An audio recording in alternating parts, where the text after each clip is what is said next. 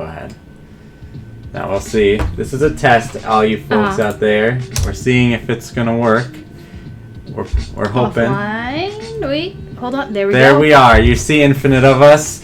Welcome to a new show. We're doing it for the first. This is episode 1. It's called The Arena. I'm your host, Eric Kirsting. Name is pending. If you come up with a better name, we'll go with that. To my left, to your right, is Hello. Kelly. I am not the host. I'm here along for the ride. So, what are we playing today? Oh yeah, so the goal of this game is to play esports titles and talk about how the players interact with each other, kind of get the basics of the game down, what makes it unique, why do people want to play this game, why do people want to watch people play this game, and so we'll spend some time going over the basics, then we'll just jump in and do some games, and then we will watch some competitive, like high-level gameplay. And so today's game is Starcraft II. Which came out in 2010, sequel to Starcraft I. Oh, who would have thought? But yeah, so that's the gist. It's a real-time strategy game, and so the goal is the nominal goal of this game is to destroy all your opponent's buildings, but the real goal is to destroy their army and cripple their economy. Generally speaking, StarCraft is a very unique game in the sense that you don't really typically win a game of StarCraft. Your opponent will surrender when like winning is no longer a feasible option. So we're going to start, and we're just going to create a lobby, and we're going to play against an easy computer while I go over kind of the basics here in the game. So add an AI. We're going to do them just on medium difficulty, and we'll make him a Terran. One of the unique things, and I want to be playing Zerg all day today because that's my primary race. Maybe someday, if we return to talking about StarCraft II in a later episode, I'll play Protoss or Terran. So that's one of the first things to note about the game is that you have a choice between 3 very different races to play, which are the Zerg, the Terran, which is what we'll be seeing from our opponent, and the Protoss. They're all really different in a lot of different ways, but the Zerg are like these bugs. The Terran are like people, and the Protoss are like some sort of advanced alien race. So, let's go ahead. This is our base right here. This is actually the only building we have, and I'm going to set this to hotkey number 4. So whenever I click 4, no matter where I am in the map, it will automatically select it, so I can easily get to it and access it. I'm going to use this to build my units, which come from these little larvae here. So first thing we're going to do is we want more of these guys. These are our drones. So if the larva is the Zerg's base, do you get to have infants when you're a Terran? No, you have barracks that train soldiers, and so I don't know. I kind of want a baby army now. Not a terrible idea. And so the first thing we're going to do actually in this game is we're just going to go ahead and we're going to build a new base over here, because we want these guys to be mining these minerals so that we can make more workers, and we can eventually make army units or things that are built for attacking. These things have an attack, but it's very weak. And so why don't we go ahead and we'll send this guy out to scout our opponent. One unique thing that you can do is wherever I right-click on the map, my guy will go. And I can select a bunch of guys, and they'll all go together. I can also do this thing where I can shift-click. So if I go shift-click here, here, here, he'll follow the path, which can be useful. So what I'll do is I'm going to shift-click there into there, so that I check and see has he expanded into a new base, and then I'll go into his base to find out what's there. So the first thing we're going to do is we are going to build this. This is a spawning pool. It lets us build some of the most basic units for the race. And the other thing we're going to do is we're going to go ahead and build a Vespene geyser. Now there's 2 resources, which you can see, and there's actually 3 resources that you need to keep track of when playing StarCraft II. There's minerals, which are used to build buildings and really just build things. There's Vespene, which is also used to build things, but it's more techy, and you have a lot less of it. And so you have to balance using both of these things. Our unit is under attack. So our opponent, they have a marine there, and then this is kind of what their base is currently looking at. This is a barracks. They are also mining Vespene, but theirs, instead of being this living thing, which we have, is a refinery, which is nice and cool. So we're going to keep building workers, and when this finishes, we're going to want to build a queen at both of our things. What the queen will do is we can plant eggs on our hatchery so that we can get more larvae to make more units. So those guys are mining right now. When we get up to 100 Vespene, we're going to get a very important software changes are required. You guys can't see this. By the way, this is where the camera is, so they won't be able to see this. In the bottom right, you can see where things are that you want to build. So like you could, in theory, like click. So like I can click and make a queen, but it's a lot easier, and I'm used to, I have a grid format, so I can hit 4, which selects both my hatcheries, Q, which selects all my larvae, and then I can click W, I just made an overlord. And so when you get really good at this game, you can just like kind of like, I can make a bunch of drones and, like with my eyes closed, like I don't really need to think about it because I'm just used to doing that command. So here we're going to go ahead and get this. This is an evolved metabolic boost. It's going to increase the speed of our zerglings, and we're going to go ahead and we're going to make a bunch of zerglings and we're going to send them over here. And then the other thing that we're going to do is, and we have these lines here, these are rallying points. What they do is they let us, like, when I make a unit, it will go to that place. These orange lines, or yellowish kind of lines, those are for our workers. So when I just built 2 workers, they'll go right here and start mining these. Nice thing about the game, unlike old StarCraft 1, in StarCraft 1, you'd have to like manually pick each patch you want each guy to go to. Very cumbersome. But as you saw here, if I take everyone off of like this patch, and then I go put them over there, the other ones are going to be like, wait, there's no empty patch, I'm going to go over there. So they're kind of like, there's a little bit of an AI there, which is pretty nice. Let's go ahead and we're going to make some more. And we're going to be a real jerk. We're just going to kill this guy like right away. And so I'm going to build this other thing called a baneling nest. So what the big thing about the Zerg, and one of the reasons why I love them, is they're all about evolution. And so, let's kill that. So this is a good opportunity. So now if I just right click, they're just going to move. But if I attack move, if I attack, I don't think that was attack. Yeah, that was patrol. If I attack move, they'll attack anything on their way to that that they see. And now they have little wings. That means that they've completed their ability to move really fast.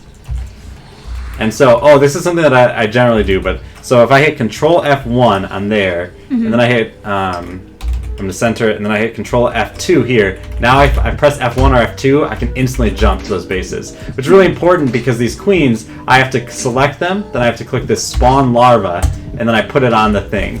So what I'll be doing in a normal game is like I'll be running around, and I'll be like, F1, quick, do your thing, queen, and then I'll go back to whatever I was doing before.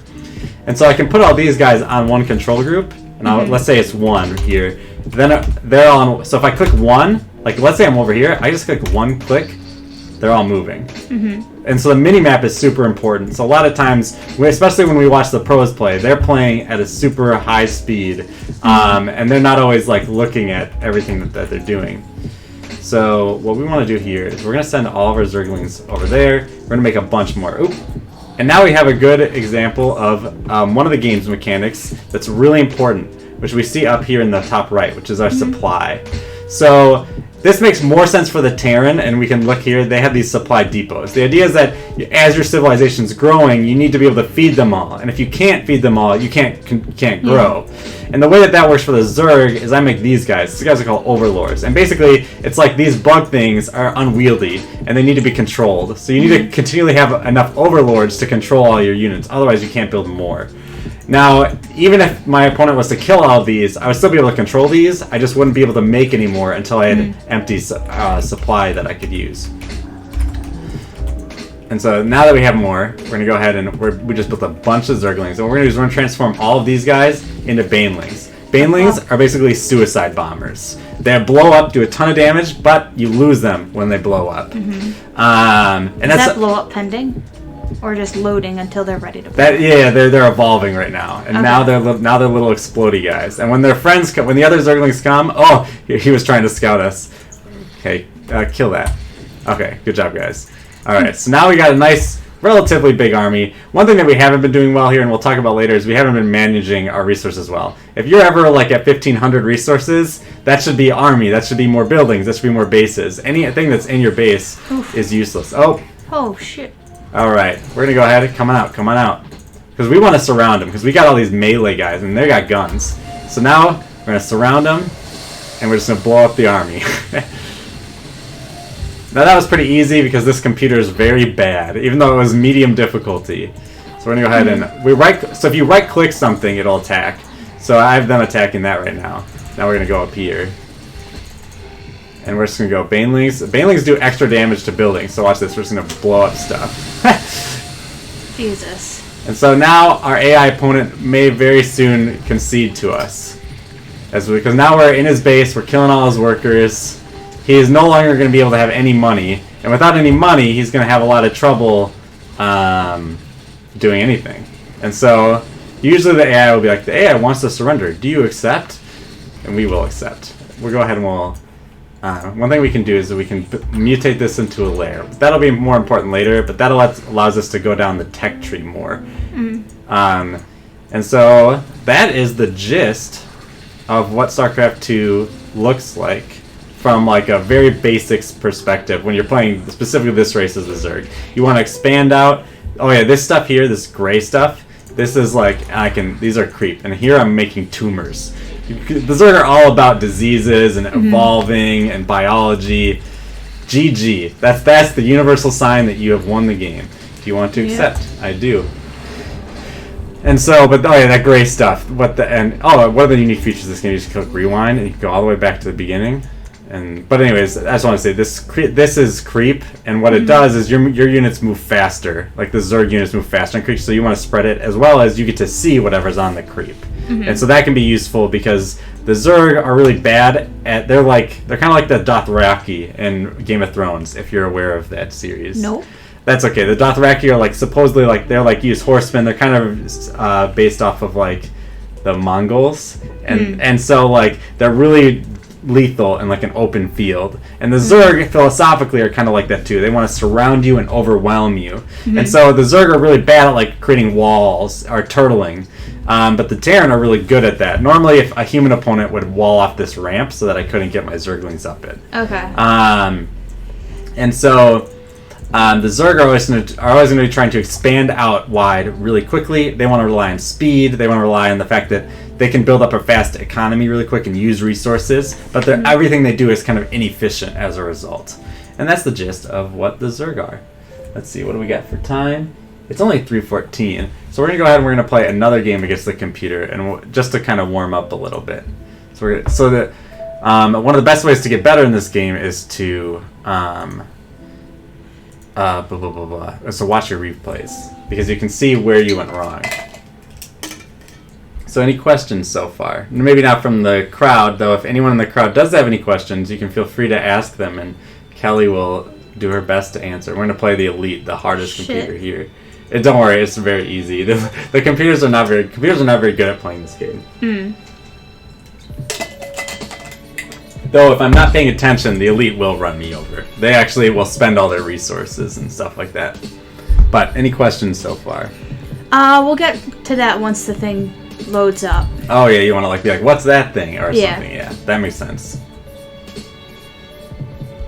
So is there a walkthrough mode? Not a walkthrough, the how-to.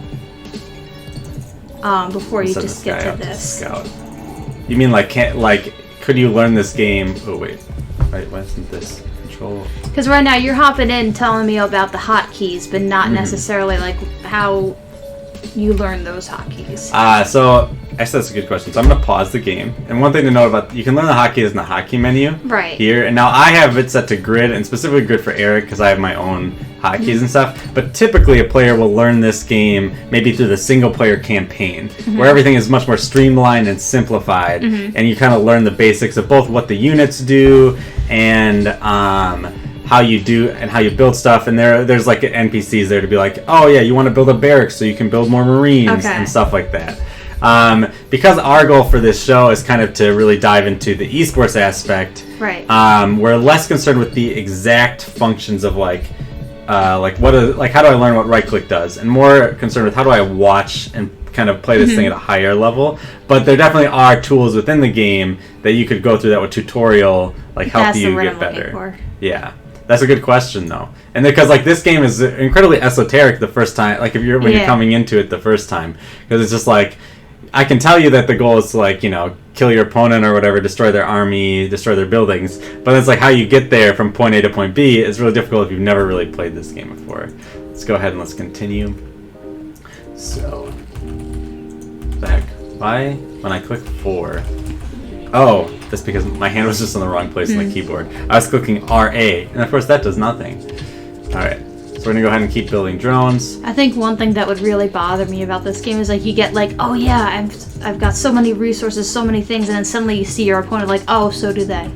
Like Yeah. you see your own progress and think about how you're going to annihilate the competition, but the competition has just the same amount of time to improve as you do. Yeah. So so a really important thing about this game in particular is, oh wait, I do not want that. Is that you want to follow a build, generally speaking. What a build is it's like when I'm building my things, because you want to be, especially in the very early of the game, you want to be efficient. Mm-hmm. And so, for instance, what I just did is I built a hatchery on 16, I built my spawning pool on 16, and then I built this on 15. One of the unique things about this race is that the Terran, who we're playing against, they will build a building and then they can send their guy back to work. For me, I have to sacrifice my little dronies in order to make anything. So I'm going to go ahead and I'm going to get... If I control click, I can select one at a time. If I shift click, I'll select all of the units of that kind on the screen. So I send 3 guys, because only 3 guys can be working this geyser at one time. And you see this number here, that's maximum efficiency. So once there's 16 workers, you will get more resources by putting more on there, but it'll be dramatically reduced. So let's go ahead and we're going to build a queen here. Oop! And we're supply blocked. And so we can't... Oh, wait, no, we have 28. Okay. We were supply blocked for a half second. But being supply blocked is really bad. Your opponent will easily be able to start taking you out if you get supply blocked. Alright, so since this one is full up at 17 out of 16, we're going to send 1 worker down here, and then we're going to send all of our feature workers down here. A good goal is that you want to saturate all of your bases with workers, so that way you're getting lots of resources that you can spend. Mm-hmm. So, but you always want to anticipate your supply. So right now we're at 29 out of 36. So I'm just going to go ahead and build another overlord. That way I won't get supply blocked when I get close to that. Mm-hmm. And we're going to go ahead and we're going to build 2 more queens. And we're going to send this overlord, and we're actually going to build another overlord, because we're going to sack in this guy. This guy's goal is he's going to see, what is our opponent doing? He has a marine. Alright, he's got 2 barracks. 2 barracks that's a lot of marines. Okay. And he's got a tech lab. Okay, so we can think to ourselves, our opponent might be doing something bad here. He might be trying to... In StarCraft lingo, it's called cheesing, when someone tries to sacrifice early resource gain to build a quick army and just come across the map and kill you. And so our opponent might be doing that to us. So what we want to do is we want to move quick. And also, we're playing bad, because we have a lot of resources. But luckily with Zerg, you can spend a lot of resources quick, because you can just spend all your larvae. Mm-hmm. And so we just burned, and we built 1, 2, 3, 4, 5, 6, 7, 8. We built 8 drones at once. Our opponent can only build 1 worker at a time out of this. Mm-hmm. So if he falls behind on resources, it's kind of worse than if we do. Zerg is known as like the reactive race, because I can stockpile larvae and then quickly build the answer to whatever my opponent is doing. Whereas my opponent has more initiative, but they have to kind of pick. So we're going to build this. This is a roach warren. That'll let us build little roaches. And obviously continuing with the bug theme. And we're going to send one of these guys out to just... He's going to sit down here. Oh! Our opponent is here. We're going to lose. We're going to... Yeah, we need all of our workers here. Go, guys. So even though we're sacrificing... Workers, like I said, only do a little bit of damage. Mm-hmm. But we're just trying to do...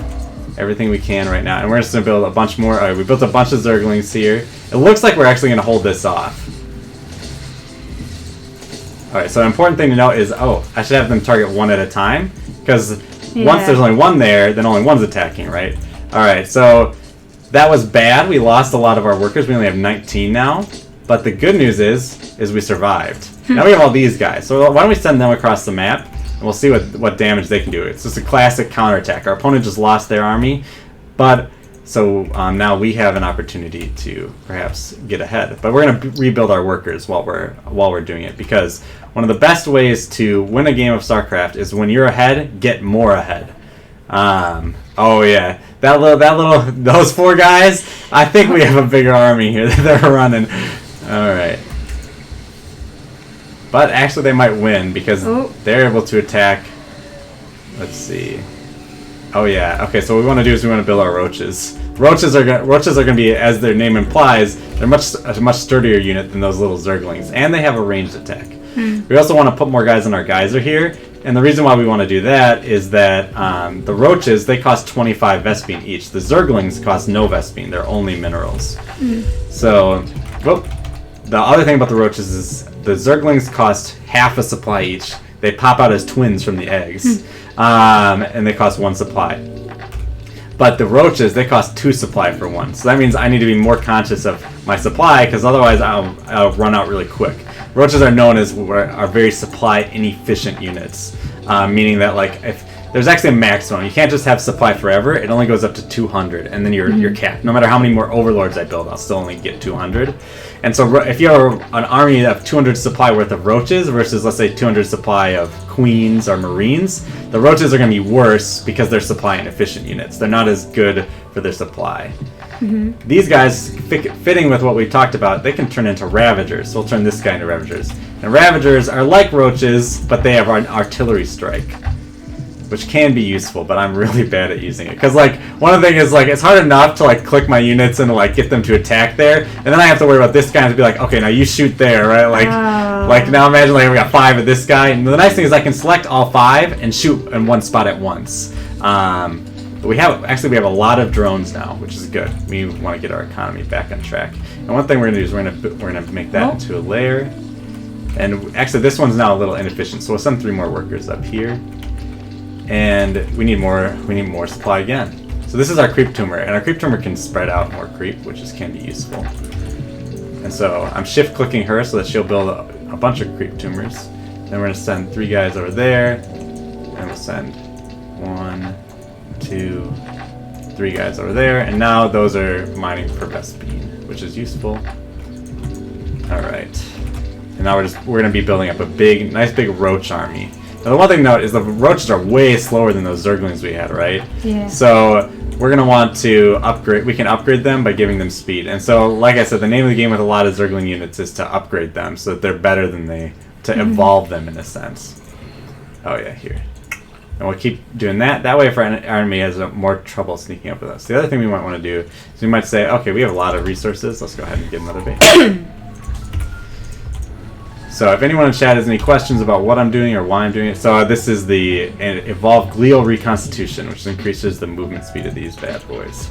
And the other thing that's important, especially in the high-profile games we'll be watching, is that you can upgrade your unit's attack and defense through these buildings, which are called evolution chambers. And that will, so like, what'll be in here is there'll be increased attack damage for melee units, attack damage for ranged units, and there'll be one for increased armor for all your units. So those will be universal upgrades rather than just increasing the speed of my roaches. That will increase the speed of all of my, or increase the damage of all my units, or increase the armor. And that, the thing, and what you'll see in a lot of pro level games is that it's very important to get ahead of your, oh wait, we don't actually, you can cancel things with B. Why is it canceling? There we go. It's very important to get ahead of your opponent on these because they take a long time. It takes 136 in-game seconds, which I believe they used to not, they just be really confusing, but in-game seconds used to not be equal to real-life seconds. But 136 in-game seconds, that's a lot for, compared to like, to build this guy takes 19 seconds. So we're going to build more of those, and we're going to build more overlords. We're going to turn a couple of these guys into overseers, which actually helps us learn about something else about this game. There are some units that are invisible. They are the worst. If you get caught with an invisible unit killing your stuff and you're not ready, you lose. Like, what are you going to do? And so when you get the lair, this nice advanced hatchery, you can turn your overlords into overseers. It costs a little bit of money, but now they're detectors. They can see invisible units if they happen to be around. Now, I don't think that's more... Oop. Hive clusters under attack. That means our opponent is... Oh, shoot. So we had move command there. Yeah, that was really bad. Alright, we're stacking that base. Oh, our opponent's just going in.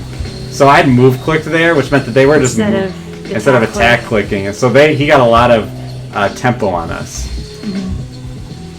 Okay, this is really bad, but we did make another wave just now. So we want to make sure we have our larva. So there's not many enemies left. So maybe we can. Oh shoot! I just accidentally attack clicked one of my own buildings rather than. Oh, our opponent has siege tanks. That's really bad. So our opponent's probably going to win. Oh, okay. Yeah, Yeah, because these things are really good. Shit. So these things are when they can get into this immobile state, and then what they can do in that state is they have like a long range, but they can't move, and then they can shell things from a distance. And so he's blowing us up, and we lost. So what we'll do is we're going to say GG, because there's no way we come back from this. We just don't. The second any of our stuff comes down, we lose. So then we hit F10, we click surrender, and then the AI elite was victorious. And with that, that's 30 minutes into our show, which means it's time to try to play against some real people. We already have experienced the highs, we won a game, and the lows, we lost a game. So we're going to go ahead into versus, and we're going to play just some unranked games. Because I haven't played in a really long time, and I know my old rank was in Platinum, but my current skill is not anywhere near that. And so if I clicked ranked, it would pit me up against other Platinum players, and then we'd really get thrashed. But yeah, so I might get a little quiet while playing, especially Starcraft II, because this game, there's like one of the things people will talk about a lot with competitive players is what's their APM. Speaking of this Game is of Thrones. Jon Snow is dead. All right, so I'm gonna say, good luck, have fun, because I try to be a good guy, and then I'm gonna go ahead and shoot this guy over. So it's really important when we're playing against the other opponent. We could really just trust the computer not to like do some sort of early strategy that would just wipe us off the map, where they really sacrifice that early game economy to beat us. And that's kind of the name of the game, is value and tempo. And so value is like playing for the future. It's like, I'm going to build a new base. That's a value play. Tempo is like, I'm going to build units right now to go attack them. It's like, it's worse in this long term, but better in the short term. And so all strategy games, at least most strategy games, have like kind of a balance between those two things as like at their fundamental core. Even like a card game like Hearthstone has like value and tempo as like very important. All right. And we need to build a spawning pool. We kind of messed up our build there. Messing up a build is less bad for Zerg than it is for the other races, because Zerg can catch up or redo and stuff, whereas other races generally will have more specific timings. They're really important. So let's go. We went ahead and we sent this worker over. Our opponent he's got a bunch of guys.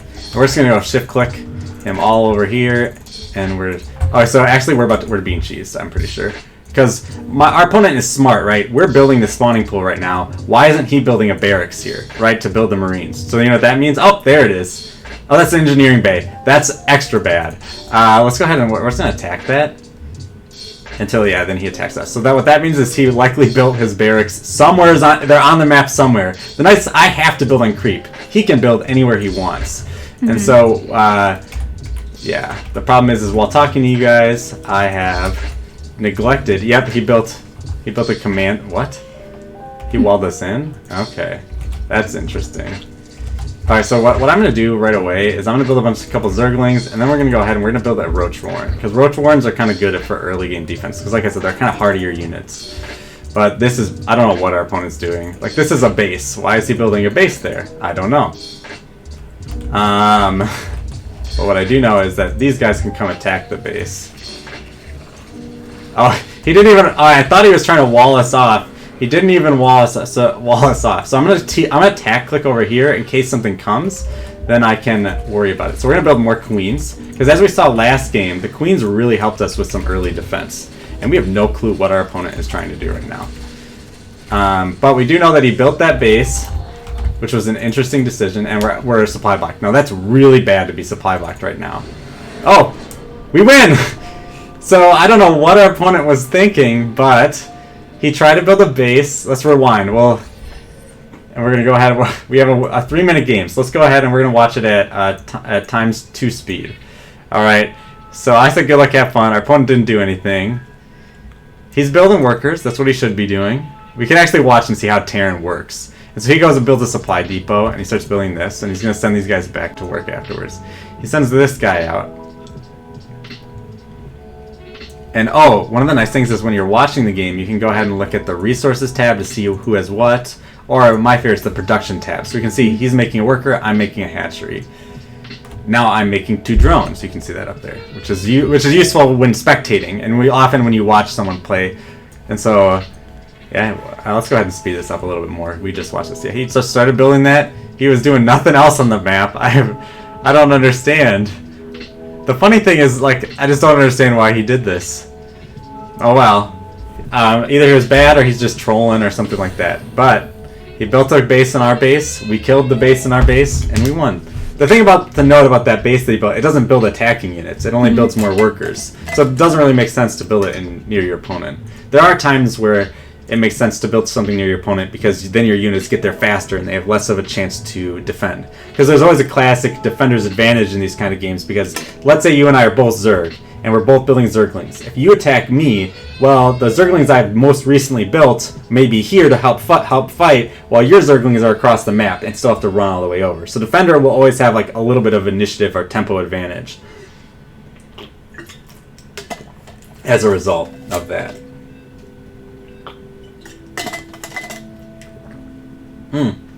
Thank you for the host, Florida. Hello, welcome back.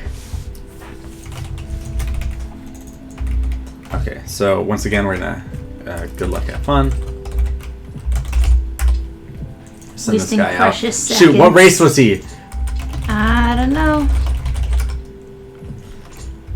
All right. See, he's a nice guy. So this is our first time seeing Protoss here. Okay, so we're waiting for our Overlord to finish, and then we'll build some more units. You can hear her say, "Spawn more Overlords, you idiot!" You can get caster bundles, so that you can just click the top right button to show the race. Oh yeah, thanks. Solid. This guy's a solid dude. Oh shoot, we need to go build a second base. So the base costs 300. So the second I even queue this up, the 300 minerals goes away. But if I were to do something else, ooh, what is this guy? What is this doing? That's not good. You don't want to see that so early. Okay, so we're gonna send a guy to chase him because one thing Protoss can use, they can build cannons, and cannon rushes is one of the most common cheeses that someone might do. And so this guy is we have this guy chasing him, making sure that he doesn't do anything too nefarious. All right. Meanwhile, we're just gonna continue building lots of workers. The mantra for especially the other races, for Zerg this is a little less true. For Zerg, it's always the balance of building workers versus building attacking units because they come from the same larva. But for other races, it's just ABC, or well, ABW. Always build workers. Like you should just always have it queued up. Our opponent is punching our guy. Our guy's gonna lose because he has shields which regenerate faster than our health regenerates. But that green bar, if we were to do any damage to it, that'll never come back. That thing is always wounded. So like that's like the trade-off. The Terran units, they repair them. You have to actually spend money to repair them. All right. Oop, we need. Hello, Nick the Prime. Hey, Nick the Prime. Thank you for joining us. We're playing some Starcraft badly, but that's okay. Well, he's playing badly. I'm just watching. Yes. By the way, and any of the games that we play for this show, Kelly, you're always invited to play if you would like. You don't want to watch me play this one. This one's pretty difficult, but like something like Hearthstone or a fighting game like Super Smash Brothers might be a little easier. I'm waiting for Super Smash Brothers week. For those of you joining us, this is a show where we play esports games and try to learn how they work and how the players interact with each other and why people play these games and watch these games. And so right now we're playing Starcraft II. Which rank are you? I was platinum the last time I was seriously playing competitive, which isn't that high. There's it goes like bronze, silver, gold, platinum, diamond, grandmaster. So platinum's like top 20% of players, I think, but I don't really put too much stock into that. We actually have really little idea of what our opponent is doing. Let's see. So he's building a gateway. There's 2 gateways there right now.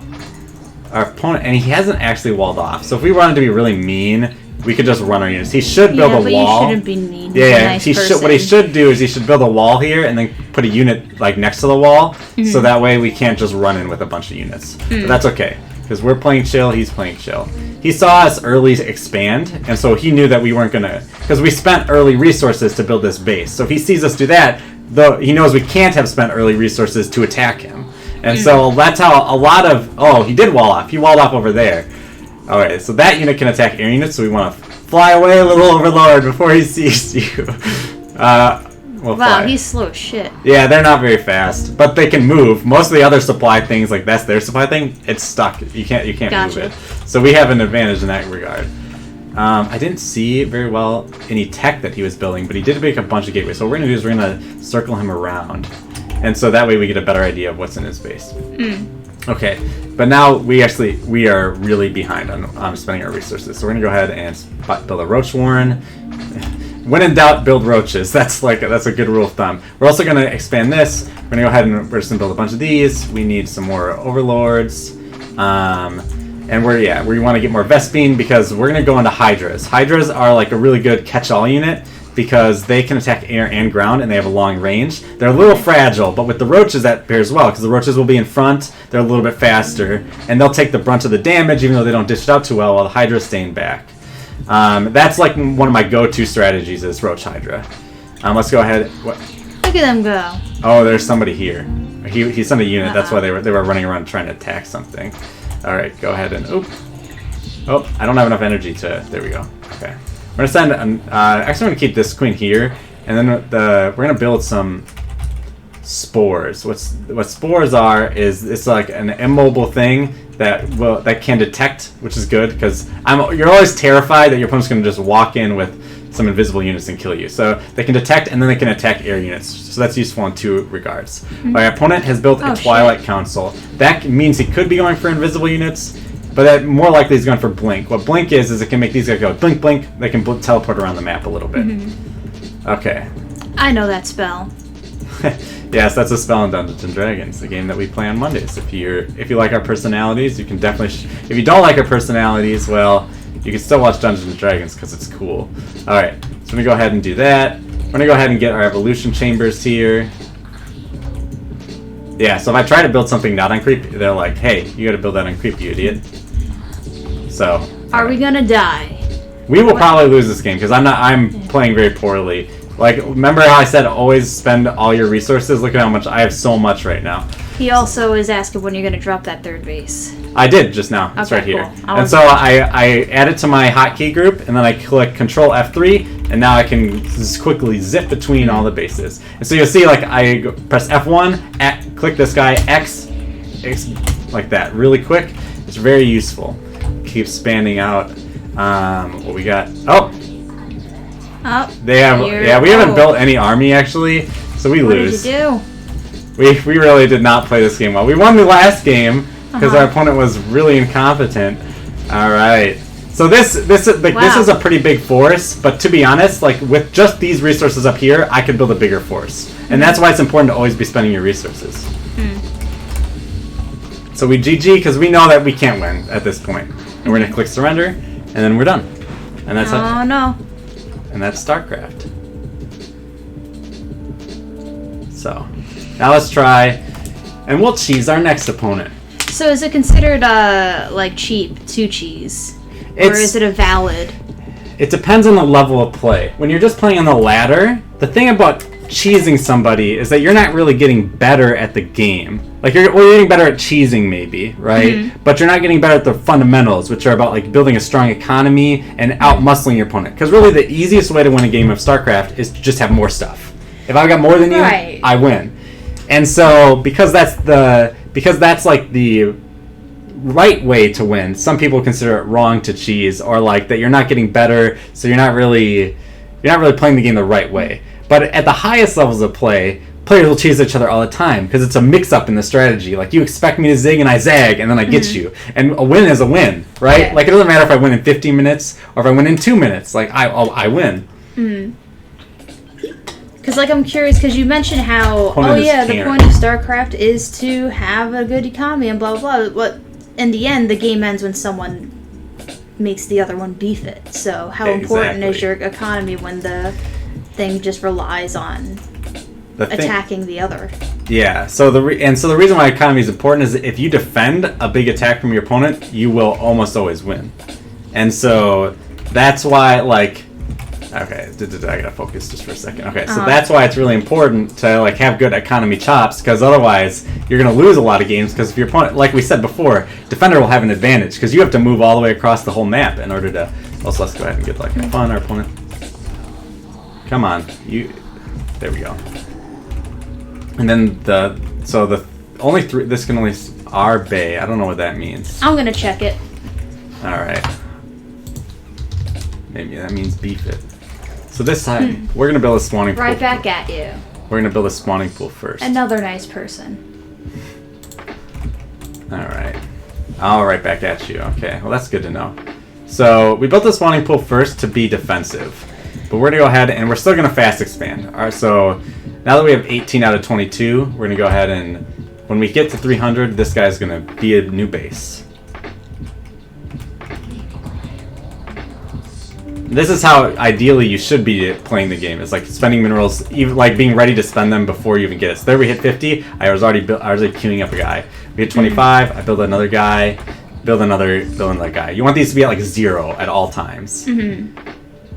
All right. So then we're gonna want to build a queen right away when this hits 150, because the queen will help us get our economy off to an early start.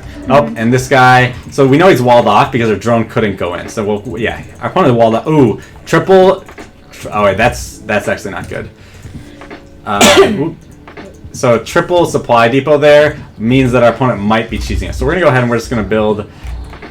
We went ahead and we built a couple zerglings. The zerglings will just help us a little bit in the long run. Just put that on our thing so that now we can do this. All right. He's gonna go cheese. You think so? Yeah, I could see a cheese happening. So we're gonna go ahead and we'll build another queen right away. From that one. That way, because more queens are the early game defense. They are a ranged unit, they have pretty good damage, but here, this is why they're not an attacking unit. Here's what happens when they go off the creep. They're the slowest unit in the game. As a result, so we have a couple of these guys. We're going to send one guy out to like just about here, and if he gets killed, we know that something bad's happening. Alright, so we're going to go ahead and build more workers. Reaper's push ?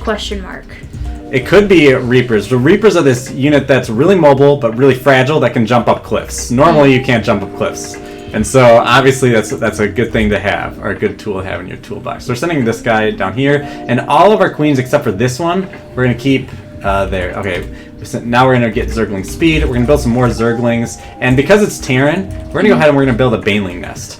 Because a lot of the early game Terran units are bad against the Banelings. So the Banelings are really good against unarmored opponents. Meanwhile, we're going to keep building more queens and more overlords and stuff like that. One of the important things to note is you see how this is not building? That's because I'm supply blocked. But guess what? If I cancel this, I get the money back. So it's very important not to queue up like a bunch of these in a row, because otherwise your money's just tied up in stuff that's not actually building. Which is one of the ways that this game gets a lot harder. Oh man, we really supply blocked this game. Okay, this guy, go. Better than not spending. Our opponent hasn't really done anything. All right. Oh, that's a base. Okay, so we know our opponent's expanding, which means he's unlikely to be attacking us in the near future. But that doesn't mean we're unlikely to attack him in the near future, because we've already invested in all these little Zerglings. So we need to get some. We need to get some value out of them. So, all right. So what we're gonna do is we're gonna send these across the map, and when they get there, we're gonna turn them into Banelings when they're down here, and we're gonna try to Baneling bust them. What that means is we're gonna blow up these buildings and then rush in with a bunch of Zerglings. And unfortunately, okay. So, 6 Banelings should be enough, and we're just gonna. We have a bunch of Zerglings coming with. All right, so we send in the. All right, so one thing is that when I click tilde, it selects all my military units, which can be useful. He is going BC, fast BC. That is a possibility, good friend. Whoever that is, he knows his stuff. Fast BC is a. Oh. Okay, so we blew up his stuff. Now our fast little Zerglings can easily get into his base and kill his stuff.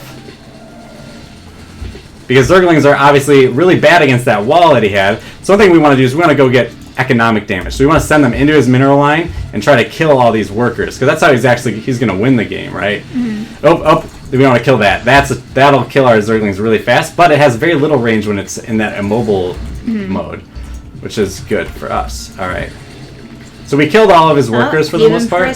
You've impressed Nick. Well, I'm glad to impress you. And he GG'd us, and then he conceded. So we managed to win. And in that case, let's rewind it a little bit. So why did I make the decisions I made? And how did me and my opponent interact this game? So we're going to go ahead and just expand it to ×4. Because in the early game, the same thing generally happened every game for about the first minute. That doesn't mean the first minute doesn't matter, because you're still making consequential decisions. But oftentimes, it's just, you can fast forward to the beginning. So in the early game, we saw this, and we knew that it meant our opponent is trying to do something sneaky. And the reason why we knew that is because this is an abnormal wall. Normally you'd see the barracks here. So at first we thought, is there a barrack out on the map? Did my opponent build a barracks here, right? And here, we'll click the D, so production is here. Because if he did, then a bunch of Marines would be at my front door very soon, and that would be really bad for me. But he didn't. And so we built a couple early game defenses. We built a couple extra queens. We built a couple early zerglings here just to defend against a threat that actually wasn't there. So our opponent kind of bamboozled us a little bit. And then our opponent, he instantly went for, wow, okay, so let me just say, at a 3-minute, our opponent queued up both of the upgrades to make his units attack stronger. Now, that's kind of a sneaky idea, but the problem with doing that is, look at how much, there's like 300 minerals and 300 gas tied up right here in these two things that is not in his military, it's not in his production, it's not in his economy. And so it's a little too early to be going for that. But regardless, it was around this point where let's see, we're still at ×4 speed, so where was it? When we saw him building a command center here, when we ran out that Zergling, we knew that he was going for a more economy build. And we knew we had invested already in a lot of army because we thought he was doing some sort of cheese, something bad. So we needed to get something out of these units. And so you cheesed him. How long is an acceptable time before it's not cheesing? I would say this wasn't cheese because we did an economy build. If you look at this point, we actually have more workers than he does. But we just reacted to what he was doing. We saw, oh, he's doing some economy play. We have all this army. I bet you I could just go kill him, right? And that's what happened. We just went and killed him. And that's a great, that's strategy right there. So let's go ahead and we'll quit the replay. But what kind of cheese is it? Gouda. There's all kinds of good cheeses. Alright, so go ahead and let's click play again and we'll instantly get into another game. Okay, so if I'm Terran, how can I stop your bling push? Can't see. Bling is Baneling Ling. So because I hit with the Banelings and I ran in. Right. There's a couple of ways. One, you'd want to build a better wall. Those supply depots are relatively weak things. And that push that I just did came kind of late. My opponent should have just, if he was efficiently building his stuff, he would have had more at that point. So a better wall would have been good, as well as better units there. So like the Marines are really bad against the Banelings in particular. The Marauder, a siege tank, some flying units, those could have all really helped my opponent survive that push a lot better. And also scouting. He should have known that I had a Baneling nest and responded accordingly. A bunker would have been great. A bunker is one of the Terran units that is it's not a unit. It's a building that they can build, like they can put their infantry into, and it gives them basically a bunch of extra HP. And so then I would have to blow up not just their units, but also the bunker in order to get to the units. And so that would have been all good things my opponent could have done to try to. We like to send this 17th worker out to go ahead and. All right, we're gonna go spawning pool first here. Word. So just some things in chat. Looking for Good says this stream is excellent. I never understood StarCraft. I'm running so much. And then Nick goes, would be Widow Mines a counter? Widow Mines could be good. So what Widow Mines are, these little guys that they burrow into the ground and then they can shoot out a missile that just like blows a bunch of shit up, and it can actually one-shot those Zerglings I had. So it could have one-shot my entire army. So that could have been good. The danger is if you invest. And he could have had them in that by that time because he was about building siege tanks. So yeah, definitely if he 2 Widow Mines could have perhaps completely stopped what I just did in its tracks.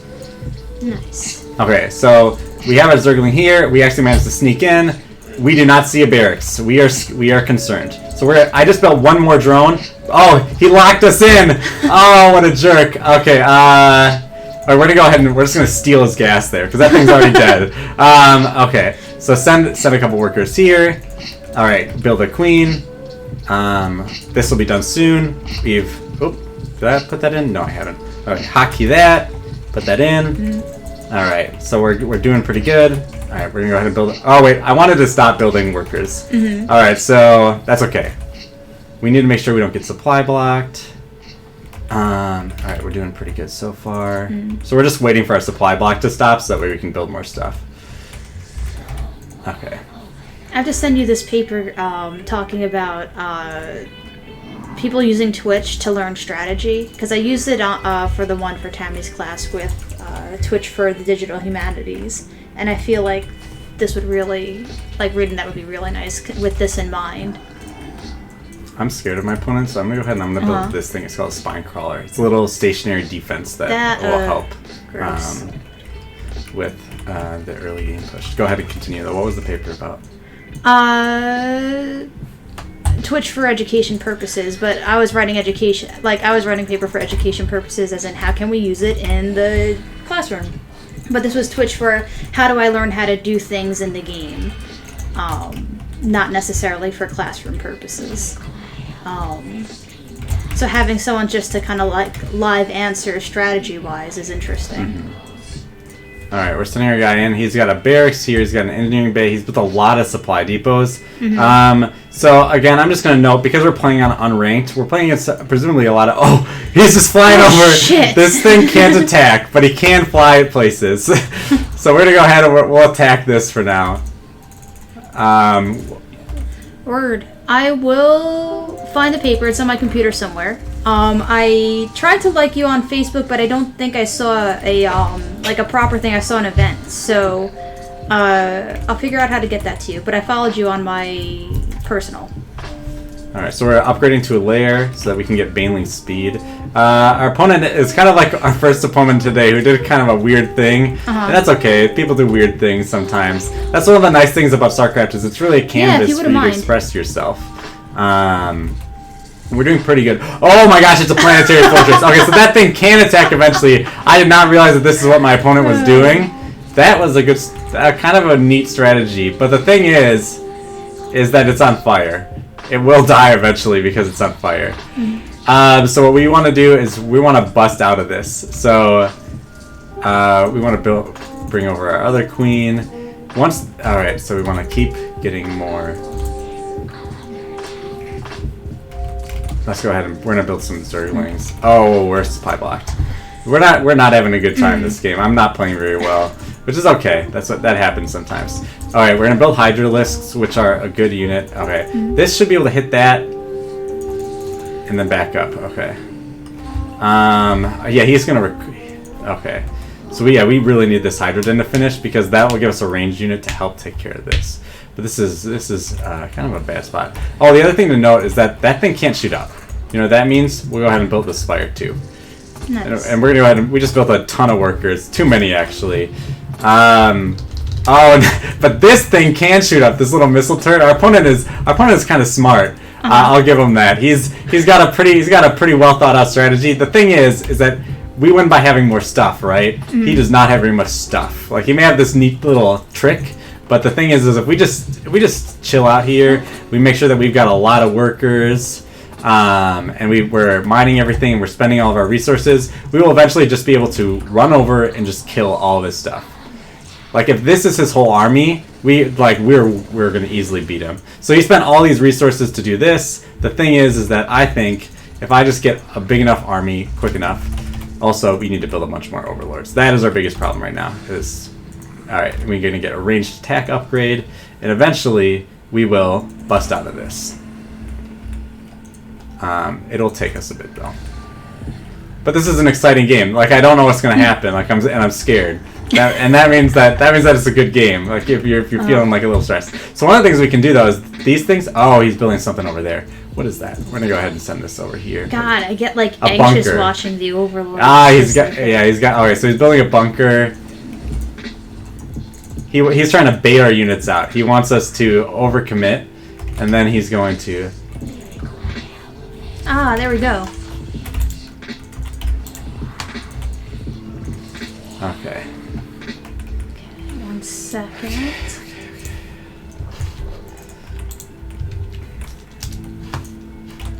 Okay. Nice. Our army's getting bigger, so that's good. No. Alright, we have a lot of these guys right here. And so, is that enough to kill Planetary? I think so, so let's go ahead and I'm gonna give it a shot.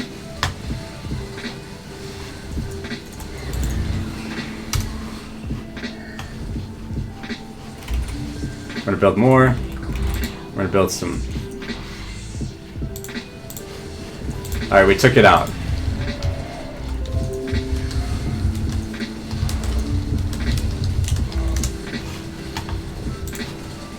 So, the reason why is because, like I said, we're on 2 bases, our opponent's on 1. We just have more stuff. So even though they had a better defensive posture there with their cool stationary units, and he lost. And so, let's go ahead and we'll click rewind and we'll watch that game again. That was a really interesting game because our opponent did something that we really didn't expect. So I'm going to go ahead and we're going to do times 8 speed. Woo, look at how fast our guys can mine. I wish my guys mined this fast and my opponent's guys mined this fast.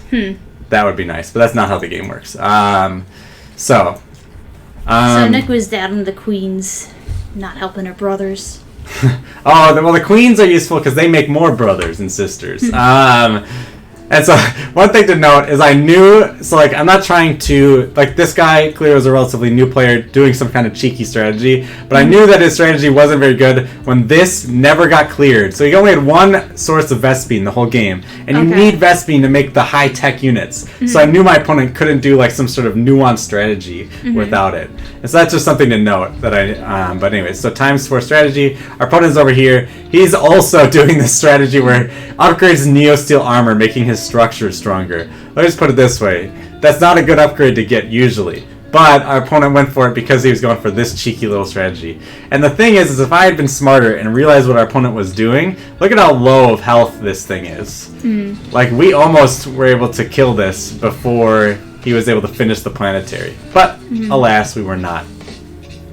And so our opponent tries to contain us. And remember what I said earlier in the stream, like, Zerg wants to expand, it wants free reign. So this isn't even a terrible strategy against Zerg, is to try to contain us into this small little zone.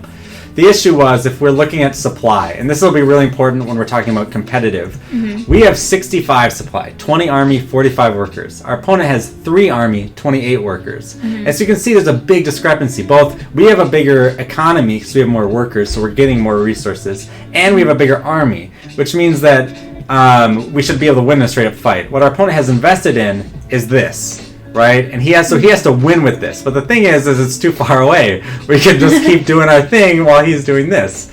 So we just wanted to relax, remain calm, and keep building up our army here. And so you saw we keep building up. Thanks for stopping by, Nick. Yep, thanks for stopping by, Nick. Good conversation. Yeah, good conversation. So you can see our supply is bigger. Our supply is going to keep growing here. I think we do one more big round of building units. And then wait, is it 4 o'clock? Yeah. 4 o'clock is the halfway point. I was like, are the shows supposed to be done now? So then you see here, we've got 86 supply. Our opponent has 34 supply. We have just way more army than they have. So even though we end up losing a lot of it in this assault, it's too much. Our opponent just can't handle.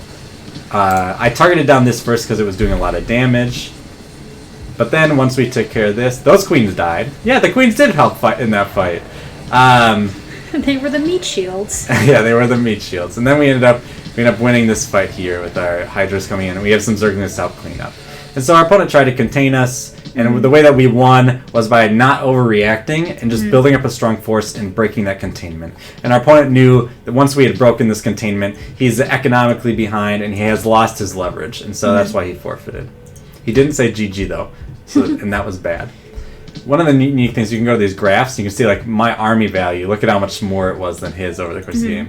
And you can do resource collection rate. So we were pretty even until about the 3-minute mark where he stopped building workers, I bet. Yep, workers active. Didn't really go up from that point, but mine did. And so you see, woof, my economy exploded and managed to beat out his. And upgrade spending, kind of, this just details how much you spend on upgrades. The thing is, not all upgrades are equal. And like I said, my opponent upgraded his buildings, which is not his army. Let's go ahead and play another game. So does it ever get to a point, like, I mean, I used to be just like the worst Call of Duty head, where like you get your new set of maps, and then everyone learns the strategies for that maps, and then it kind of plateaus after a while. Is there a plateau in strategy for StarCraft? Yes. Usually they're based around balanced patches, which affect how, which will maybe tweak a unit. Like this unit's a little slower, or does a little more damage, or something like that. And so that'll create new plateaus. But one of the unique things about StarCraft is the game is just so deep because of the build orders you can make are just infinite, like the amount of different options you have, that often the meta will evolve very naturally. And by the way, for those at home, meta is like the state of the game, like what you expect your opponent to do is what the meta is. And so the meta will, like for instance, in Starcraft I, which is very much like this, same 3 races, a lot of the units are transferred from one to the other. The Zerg versus Protoss was known as a bad matchup for Protoss. Like Zerg would win 55% of the time on average. Then in 2006, I think it was this player named Fantasy, he came up with a different strategy for beating Protoss, for beating Zerg as Protoss, and he flipped the matchup from 55 to 45, for 55 for the Protoss, so a 10-point swing. And the thing that makes that so unique is that the game didn't change at all. The maps didn't change, nothing. It was just, he came up with a new strategy that completely changed the game. And so, because the game is just so nuanced, and there's so many different things to consider, and because like we said, there's always that balance between tempo and value. Like, if the meta gets too value-oriented, then your opponent, you know what they're going to do? They're going to say, well, you're going to try to build up your economy fast, I'll just go kill you. And that creates just a natural balance in the game, which is which helps to just make it, in my opinion, definitely the best strategy game, and in my opinion, perhaps maybe even the best video game ever made. I don't know. At least in terms of Metal Gear Solid 3. Metal Gear Solid 3 is great. But like, I'm thinking more from a competitive standpoint. I selected too many. This thing can only house 3, so there's no reason for there to be 4 on it. Alright, drones are under attack. We know our opponent's going for an economic build. Because if he was trying to play safe, he'd build stuff up here and to block the ramp. He wants to expand, and that's why he's building stuff there. So what that means is that even though I don't know what else is going on because my unit died, I'm able to take what little information I have and extrapolate it. Now my opponent could be cheesing us, but that would be next level. Alright, so what I want to do is build another Overlord, and I want to build more workers. And then when we get to 100, I want to build this metabolic boost so that I can have fast Zerglings. Protoss is one of my worst matchups. Generally speaking, I think I lose this matchup more often than the other two. With Terran, I'm pretty good because I think... Did you build the thing? Oh, Overlord? Yeah, because you're at over 100. 24 out of 36. Oh, sorry. But, no, good eye. Alright, so we're building more queens. And I want to build a Ling here. Or, well, 2 Lings, which is nice. There we go.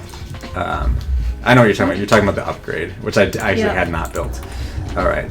So, we're going to go ahead and we're going to go with Roach Hydra for this game. So we're going to build a Roach one. Oh, he's cannon rushing us! Oh, no! Okay. So, here's what we're going to do. We're going to send this guy out. Those cannons can't move. So, we're sending a guy out to that base. Shoot. I missed that completely. For those of you watching at home, we're getting legit cheesed for the first time. I did not scout well, so these must be... What the heck is our opponent doing? Okay. Shoot.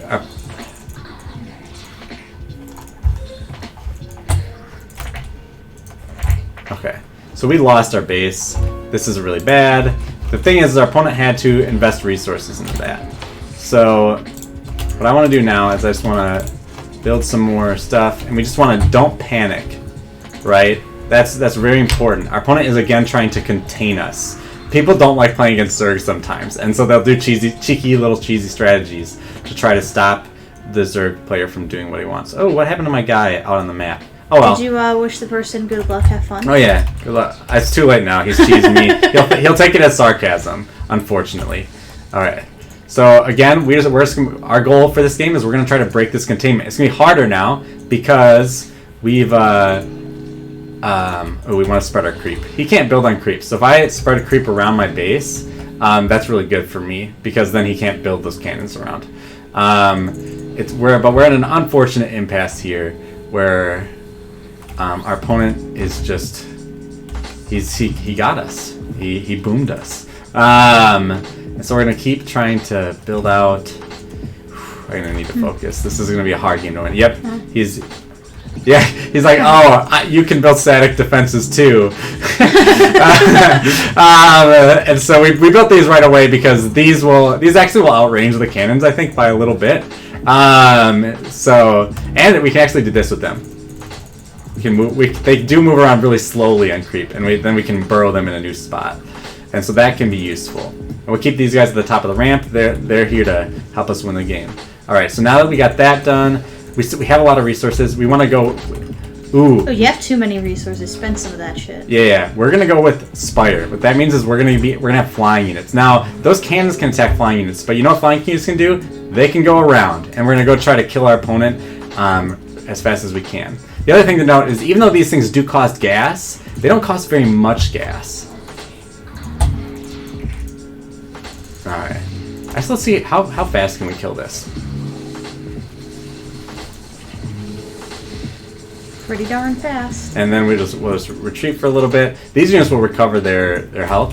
So we're gonna build some more. Yeah, we're gonna build some more over. We should keep going. Yep. Before he's able.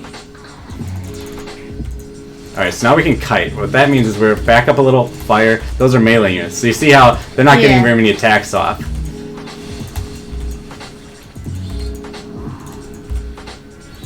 And there we got more now, and now we're on the top of the thing. The problem is all right. So now we're gonna do something really, really cheeky if we can kill those. Oh no, he's got a shield battery. Okay, yeah. We need to be careful. We actually are gonna build something. Oh, these guys aren't dying. Okay, so now we're gonna build our. Oh, we should send the. If we sent the queens down, that would have been smart. I'm just gonna say that. Alright, so we're gonna send this down. If it doesn't get attacked, we're gonna get spot. Yeah. So we're continuing to spread our creep.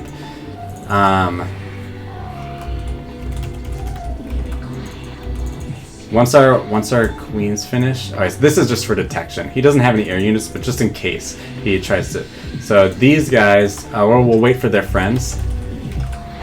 We're out of Vespine. Okay, so we're gonna build some more overlords. Oh my gosh. Okay. Come on, give us just a little bit more. We're gonna put them on control group 3. Yeah. And we're gonna go right click there, and we're gonna right click here, and then we're gonna attack move there. So that way they go around the map instead of going right through our opponent's defenses. All right, and we want to build more of these guys because they're gonna help us actually break the containment. Right now, these guys, they're on a special mission: destroy the opponent's economy.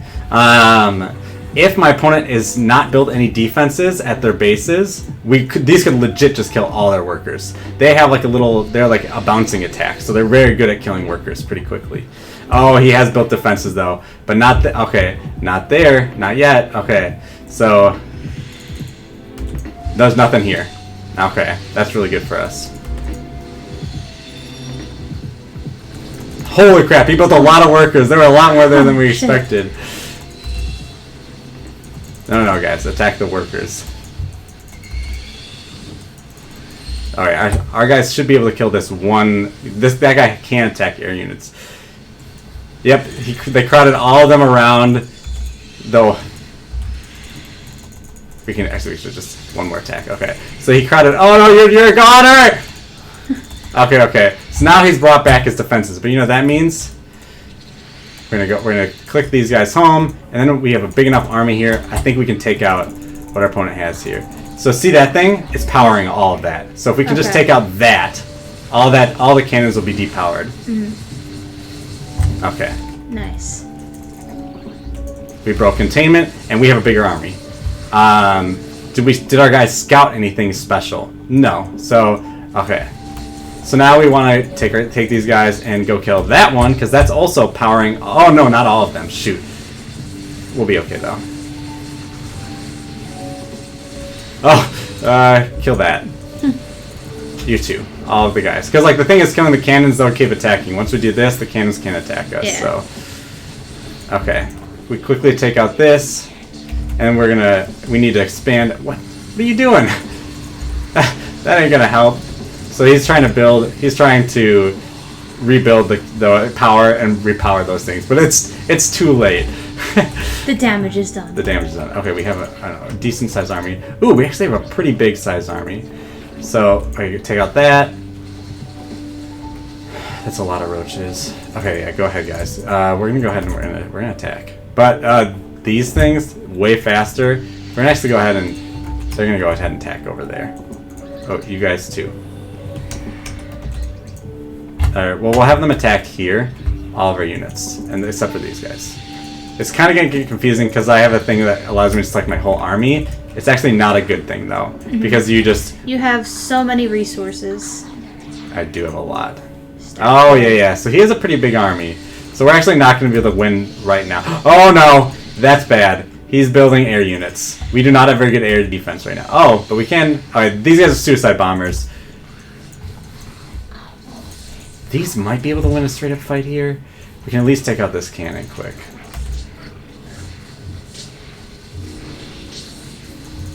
Alright, we should run. Actually, we might lose a lot of our army here. Oh, so that he can make little force fields. Protoss is a lot more high-tech. Okay, so we're gonna expand out. We're gonna make some extra bases, and we're gonna build on our bases. We're gonna build a bunch more workers. We're gonna send them over here, and we're gonna go ahead and build some air defense on all of our bases. The queens are natural air defense, but we need more. You guys all go here.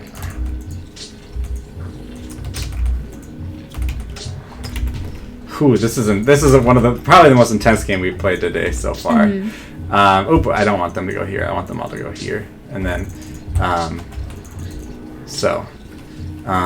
we want hydralisks, which we have not built a hydralisk then. That means that actually we need kind of a cheeky strategy. We already built this. These are corruptors. Now we were building mutalisks before, and what the mutalisks were, those were those things that were attacking down and killing things. The corruptors are an air-to-air fighter, very good at their job, but since they can't attack down, they're limited in their use. We just built a bunch of those. As you see, our resources went down a lot when we built a bunch of those.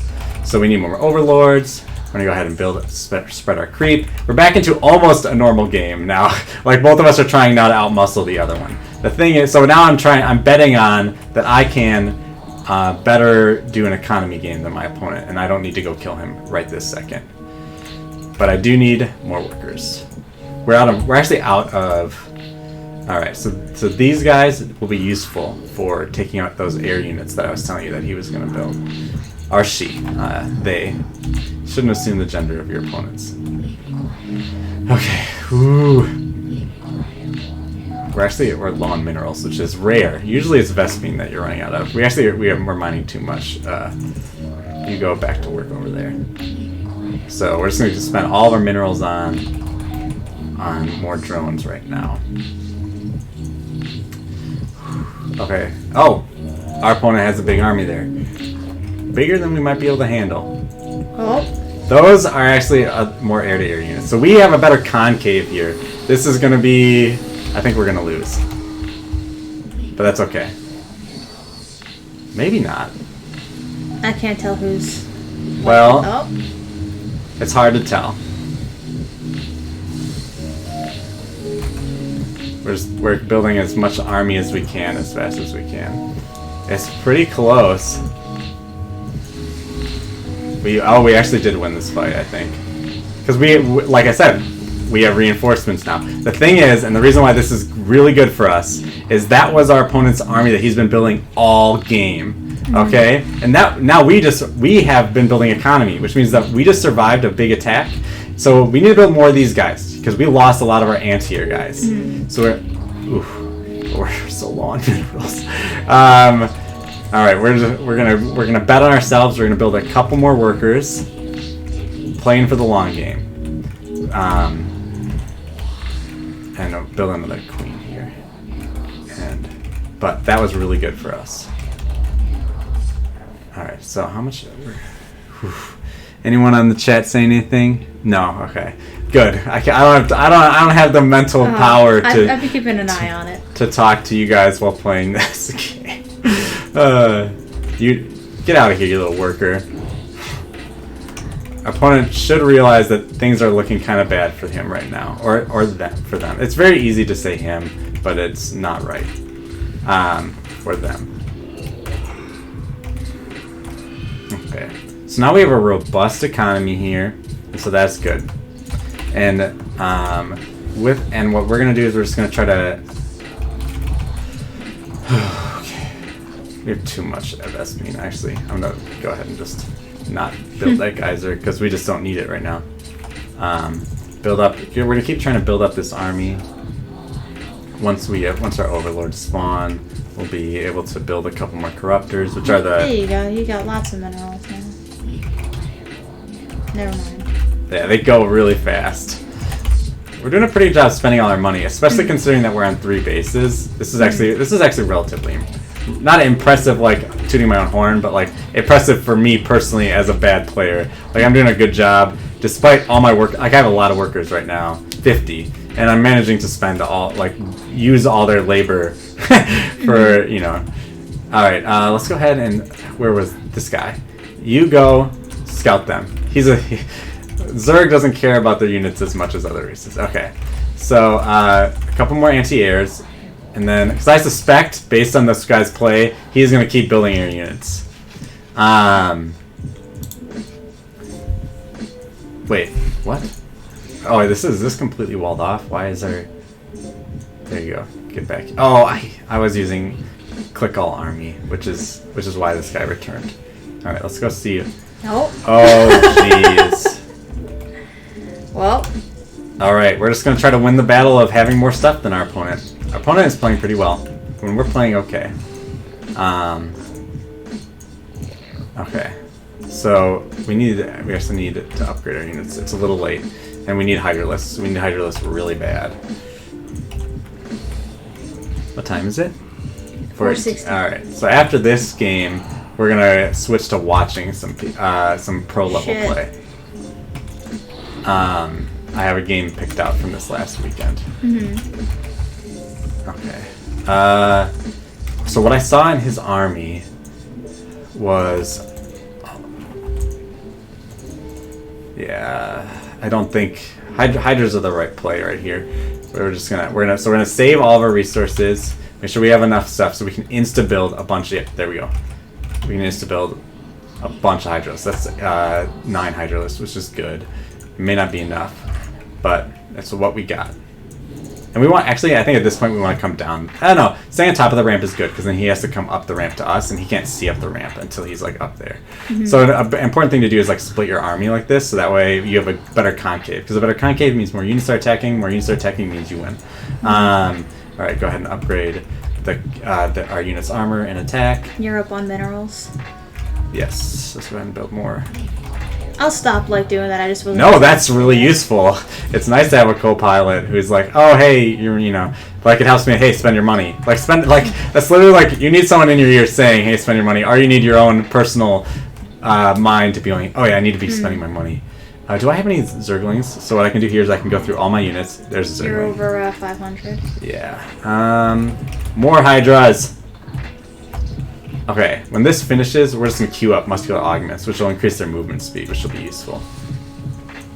Okay. Alright, Zergling, what do you see? Colossus and Void Rays. Okay. Let's see, can we...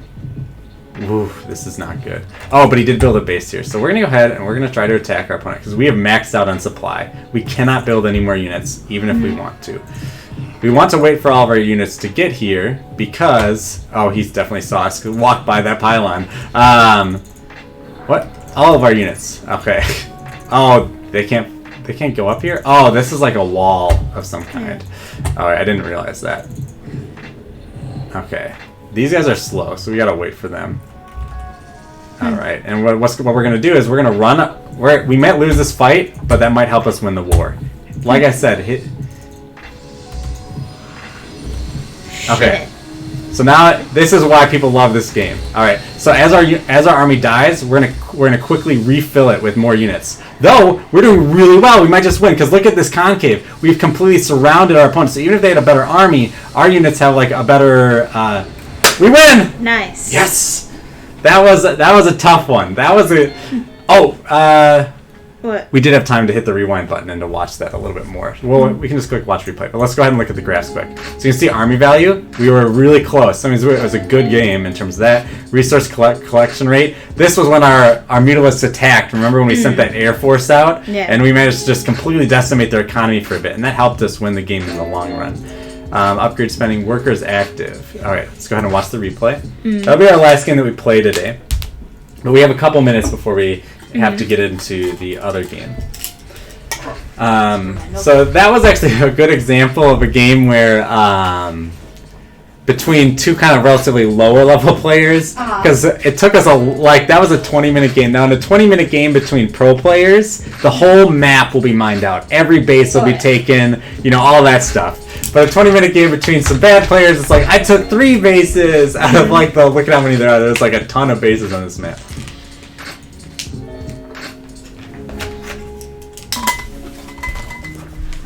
I don't like it when people who cheese don't say GG. That's lame. So we can see here, this is our opponent cheesing us. He says, he built 2 gateways here. Where did he build his forge?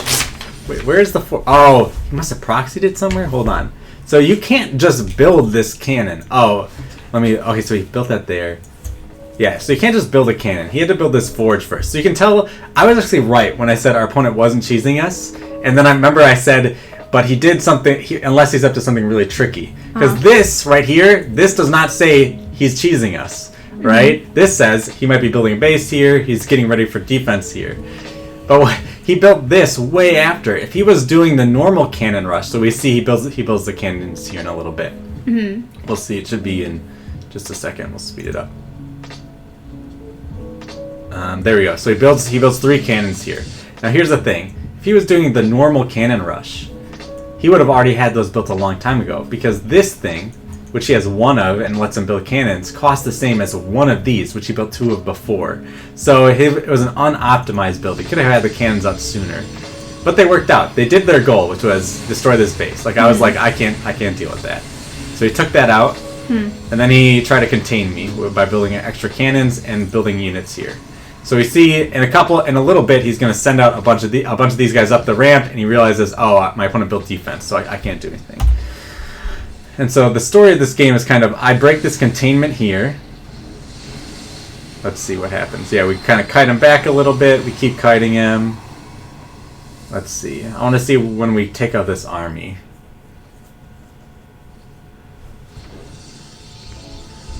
Or did we? When do our mutas have already gone and done all their things. Okay, so we did that retreated the whole army. And when he retreated the whole army, we take out everything with that. We go ahead and take out our the containment. And then let's go ahead and we're just going to watch that final battle one more time. Mm-hmm. We'll watch it in a little bit slower speed. Slow-mo. The game is kind of slowly catching up to us. Can it get there fast? Yeah, okay, it can't get, so we'll have to watch this a little bit. Alright, so we're just going to keep watching. So you can see here, looking at the supply, our opponent is actually ahead of us at this point. Both in terms of workers and in terms of army. So he sends the army across to beat us. Fortunately, I think, even though we had a slightly smaller army, we won because we had this nice concave here. And so that was an engagement. But the thing is he already has, look at this army he already has. Now, we've taken the lead in supply, but our army's in no condition to just go across the map and win, which is what you ideally will do. You hope to win it, parry off your opponent, and then run across the map and kill them. We didn't have that opportunity here. Our opponent builds a 3rd base. The economy for both of us is pretty good. I'm ahead by a little bit at this point, but I want to build those hydralisks. So, come on, I want to get to the final battle, Mom. Let's go. Okay, there we go. All right. So our units get over here. Let's see what happens. All right. So his army's up. Yeah. So what happens is that his army's up there, and we come down and we're like, we're gonna attack this base, and our opponent's like, no, don't attack my base, and he comes out into the open, which is right into the middle of our army, and we get this nice arc. And this is kind of why we ended up winning this fight. Mm-hmm. The other thing to know is these units, these Colossus, they're very tall. In fact, they're so tall, our air-to-air units can attack them. And that helps, because once we took out his air army, we managed to take out those, which were very strong. All right. And with that it concludes that portion of today's The Arena. But we still want to watch some, what does it look like when people who are actually good at this game play it, rather than just me. So we're going to go ahead and I have from earlier, in the pop-out here, thank you as all, I sent us this link to this YouTube video, and I've got it time-stamped. And so we're going to play with the volume off, but there are casters who are talking over this as they're playing. And we're going to watch this game which is about 20 minutes long, between Innovation, who's our Terran player here, and this is in the GSL, which is the Global Starcraft League. It is the biggest Starcraft league on the planet, though BlizzCon, which is Blizzard's big event, that's the biggest monetary thing every year, but that's at the very end of the year. And in fact, whoever wins GSL gets an invite to BlizzCon. This is an invite tournament. So you got Dark here. Dark is playing is Zerg. Dark is one of my favorite players. I've watched his stream a lot, even though he speaks only Korean in his stream and I don't understand him. So we see right away Dark is expanding. Right away he's building a new base, so we know that he's going for a more economic build. Meanwhile, this guy's really happy to be at the GSL in Korea and watching. And so we can see down here their workers are relatively even right now. Now at high level play, Zerg always wants to be one base ahead of their opponent. Because like I said before, Zerg is inefficient with their resources. So they need to get more resources in order to win the game than their opponent. Like for instance, the easiest example of that is the Baneling that we saw before. It's a suicide bomber. It blows up, does a lot of damage, but is incredibly inefficient because once it blows up, you don't have that thing anymore. And if it blows up on something bad, it's too bad. So we see here, Dark sees this little worker here. And actually, this is important because Dark knows if his opponent is sending a worker across the map at this minute marker, which is 150, his opponent is not proxying. His opponent is not building a barracks near him to attack. So Dark now breathes a little easier. He's like, I survived the first mind game thing. Because if his opponent had built a bunch of barracks right here, he could just be dead because he expanded it right away instead of building possible defensive options. But instead, Dark scouts out right here, and he sees with his Overlord that, oh look, there's a base. And so what he's doing is he's going to get this thing on the high ground. That way his opponent can't see it. This isn't early scouting. This is a Reaper, which is one of our viewers talked about earlier. It's the unit one that can climb up walls, and it's got a little bit of a range. It's a little faster than the Zerglings are now. Later they'll get speed and they'll be faster. But for right now, he's just trying to annoy his opponent. Like if he can get his opponent to mess up their build because they're busy trying to worry about this one little unit, then this unit has done its job. Right, and so that was mostly just a distraction. He got one kill with it. I think he killed one Zergling, but he hopefully distracted well. And that's one of the things that high level players will do with their early APM, their actions per minute, is because they play the game at such a speed, but there's not as much to do in the early game as there is maybe 5-10 minutes in. He's looking to use that APM to try to bother his opponent in some way. So we see over here, we're going to see some Hot Wheels flying around. There we go. Those are Hellions. They're very good against Zerglings, and they're very good against killing drones, but not good against the Queens. And so Innovation is going to try to do some early damage with those Hellions. Meanwhile, here we've got the Reaper who's just jumped into the base and is trying to scout, trying to see if he finds any particular tech buildings. Because if he were to see, for instance, the Roach Warren, he'd know, oh, roaches are coming, I'll try to counter that.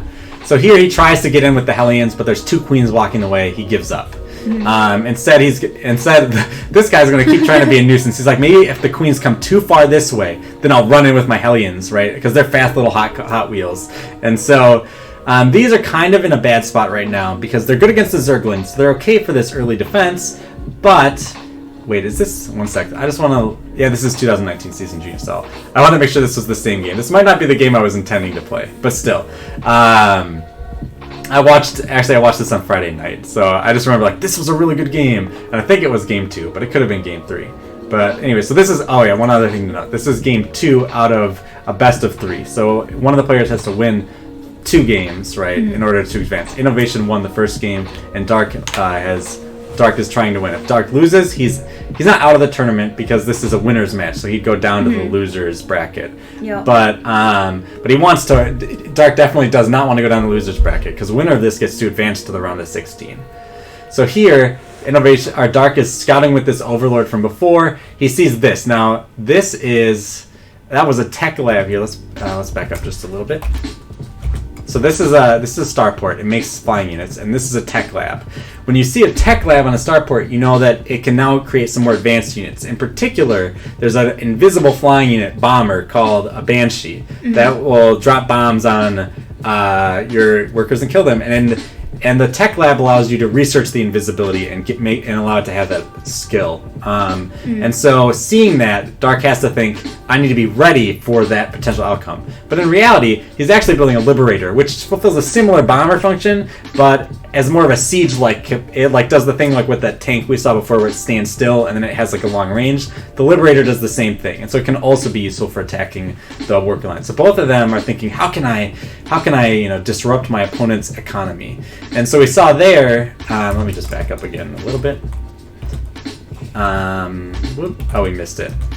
Right here, he's built some that's anti-air right there. So, anyways. Now, we won't pause it much more, because I did kind of time this out. Alright, so we see in the production tab here that Dark is building a Hydralisk Den, and they're building a lot more workers. And we can see down here, Dark has 53 workers to the 43 of innovation. That generally means that Dark is a little bit ahead, because he's got 10 more workers. But the thing to know is that Terran, they have other ways of gaining economy other than workers. So a Zerg actually has to be a little bit ahead of the Terran in order to be even. Because so this Liberator is going to try to do some economic damage. And the thing to note is this thing, even though it's anti-air, doesn't have the range to get there. And so so then he's just got Operation Evacuate. And then he just unsieges and then flies away right when this moves in. And now what he's going to do is he's going to fly right back in and then siege up in a different spot, and just to keep annoying him, right? He's not doing too much damage. He's only killed 3 workers. But this is a lot of lost mining time, right? These units aren't doing anything right now. Meanwhile, this air-to-air flyer is just flying around trying to see, are there any overlords on the map that I can pick off that my opponent would then have to remake? So I'm damaging their economy and thus their army, because if he puts 100 minerals into that overlord, he's not putting 100 minerals into something else. Look at how annoying just this one unit is being. Now, this is why this guy's a pro, right? If this guy did just that to me, I'd probably lose the game.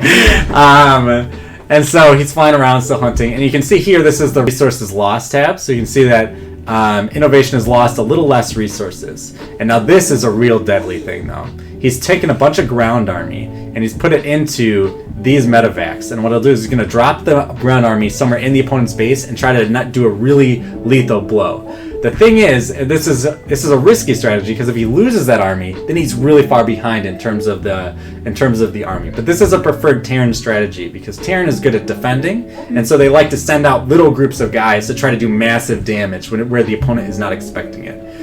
We see that innovation, so here he starts unloading, and these queens are going to try to defend here. So quickly innovation is sending a bunch of his army right back. Quick, defend! It looks like he's got enough to survive this attack. Yep, he does. But still, he killed 2 queens. And like queens, like we said before, you need them to spawn the larva. So killing queens is also kind of like killing workers in the sense that you're slowing down your enemy's production. And so here, this drop is just being annoying. Note the mobility of having air units is so valuable, because with just these 2 air units, he attacked 2 places within the span of 20 seconds. And so now innovation is on 3 bases. Dark is on 4 bases by this point. So now, no, this is 7 minutes in the game. Me and my opponent got to 3 and 4 bases at the 19-minute mark last game. And also look at their army. Their armies are much bigger than ours. Now, to be fair to me and my opponent last game, he tried to cheese me, which slowed down both of our economies by a lot. So it's not the same as this game where they both have kind of had uninhibited economies in the early game. So here we see innovation is sending out another drop. He's like, I gotta do some sort of damage here. And here, this is really bad. Ooh, he just gets away. So they have a little boost that they do, but if he had lost one of those, all the units in that would have been lost too. And so that would have been really bad. He would have lost probably 10 supply worths of units, which would have put him behind it, even though right now they're even. Let's go ahead and take a drink. But you can really see, oh my gosh, he gets out of it. Those guys are left behind, but somehow he manages to get away with this one medevac with very little health left. So you can see, though, right now, all the decisions that these guys are making are about wounding the other player's economy. Like, not a lethal blow where the player will be like, oh, I lose, right? But just trying to slow them down, because it's like both of them are like, if I can slow down the other guy, I'll win. we can see that Dark is definitely the more defensive player here. Innovation has continually dropped him. He's sent air units in and out of his opponent's base, trying to do damage, keeping him busy. And this has let Innovation, for the most part, hasn't even been attacked once this game. And now he's got this big army, and he's like, it's time to move out. And he's going to try to... but then he decides to pull back. And I don't know exactly why. I bet you the casters, the people who are paid to talk about the game, they probably have a good reason why. But... okay, so he's sieging up the siege tanks. They create the zone where really these guys can't be contested, because if you try to run in as the Zerg and fight under the fire of these things, you will probably most likely lose, even if you have a bigger army. Here, the burnt banelings come in, take out that. Again, he's sieged up here. He wants to push forward. He's clearing out the creep tumors, so his opponent doesn't have that speed advantage, right? But he wants to be able to retreat. So here we got a bunch of Zerglings, but there's a total wall. So he's going to try to blow up the wall with these guys and then run in. Oh, is he? Yeah, he is. Going to try to blow up the wall and then run in with these Zerglings. But fortunately for Innovation, he's got an army here, and so Dark has to retreat. One of the things to note is a lot of the Korean players have names like one-word things. Yeah. Innovation, Dark. This, I don't know. That's just like their style, I guess. Yes. Yeah, my name is SNES a lot of the time. But anyway, so here he's dropping. He's doing a lot of economic... not a lot. He's only killed 3 workers. But here, this is really bad for Innovation. These things are really expensive, and he just lost a bunch of them. Mm-hmm. And not only are they expensive, it's one thing when something is expensive. It's another thing when something takes a long time to build. Mm-hmm. And so he spent a lot of this game building up that tank army. And so losing it just now, that was really bad for Innovation. And in fact, has put him behind significantly. He's 20 supply behind now. Now, the supply is not an end-all be-all, because like we saw with our last game, I was able to win a fight where my opponent had a better army because I had a better engage. Mm-hmm. So there's a lot more factors, but a supply is a quick way of looking at the game. It's kind of like a scoreboard almost a little bit. It doesn't necessarily denote who's going to win the game, mm-hmm. but it gives you an idea of who is winning right now or who's ahead. Mm-hmm. And here, Innovation is going to lose another. It's just a small drop party. But again, that's all putting him more and more behind there. Incremental losses. And this is a big thing in StarCraft competitive, high-level competitive play, is you're not looking to just knock out your opponent with one blow. You're looking to slowly gain that advantage over time. And here we see the medevacs actually heal these units. These units normally can't heal. And so here, now he can, but here's what he's going to do. He's going to pick it up. It's like, none of this can attack air, right? So then he's like, yes, I can just fly away. But and then fly back to the safety of these tanks. Because even 2 tanks, because they're AoE damage, can kill a lot of Zerglings or a lot of Zerg army really fast. So just because Dark is ahead right now doesn't mean he's not in danger. He can't just go and kill his opponent.